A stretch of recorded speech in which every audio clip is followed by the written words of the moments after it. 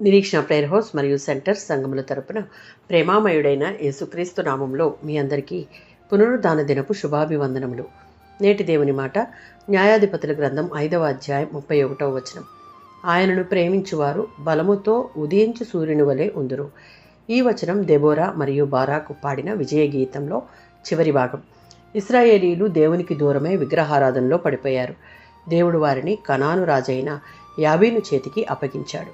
న్యాయాధిపతుల గ్రంథం 4వ అధ్యాయం 1-3 వచనాల ప్రకారం యాబీను సైన్యాధిపతి సిసేరా ఇశ్రాయేలీయులను 20 సంవత్సరాలు హింసించాడు. అప్పుడు దేవుడు దెబోరాను లేపి బారాకును యుద్ధానికి పంపించాడు.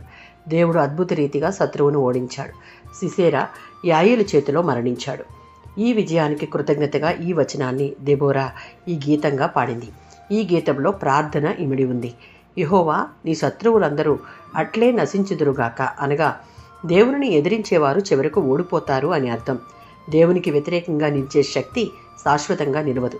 దేవుని తీర్పు తప్పదు. నిన్ను ప్రేమించువారు తమ బలములో ఉదయించు సూర్యుని వలె ప్రకాశింతురుగాక అంటే సూర్యుడు చీకటిని పారద్రోలినట్లు దేవునిని ప్రేమించేవారు ఆశీర్వాదంతో ప్రభావంతో జీవిస్తారు. ఇది వారి ఆత్మీయ బలం, విశ్వాసం, నీతి, విజయాన్ని సూచిస్తుంది. దేశము 40 సంవత్సరాలు నెమ్మదిగా ఉండెను.